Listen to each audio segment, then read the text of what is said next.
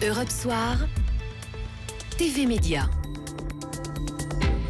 Avec Eva Rock. Bonsoir Eva. Bonsoir Nicolas, bonsoir à tous. Et on connaît désormais le nom du nouveau patron de tous les journalistes du groupe France Télévisions, le successeur de Michel Field. Exactement, 8 jours après la démission de Michel Field, Delphine Ernotte, la présidente de France Télévisions, a décidé de nommer Yannick Le Tranchant au poste de directeur exécutif en charge de l'information de France Télévisions. Voilà, c'est le titre exact.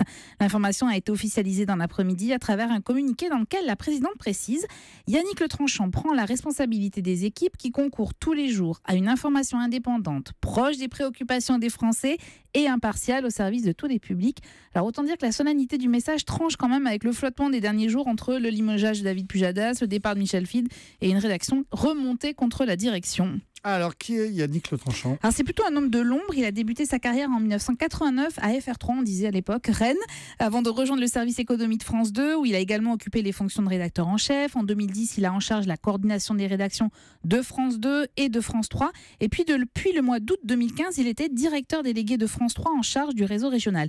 En fait, derrière toutes ces fonctions, il est aisé de comprendre que Delphine Ernotte joue la prudence. La carte de la nomination en interne, c'est une façon de rassurer les journalistes qui voyaient d'un très mauvais œil un recrutement extérieur, donc pas de vague. Yannick Le Tranchant possède un atout considérable. Il connaît parfaitement le fonctionnement des rédactions de France 2 et de France 3.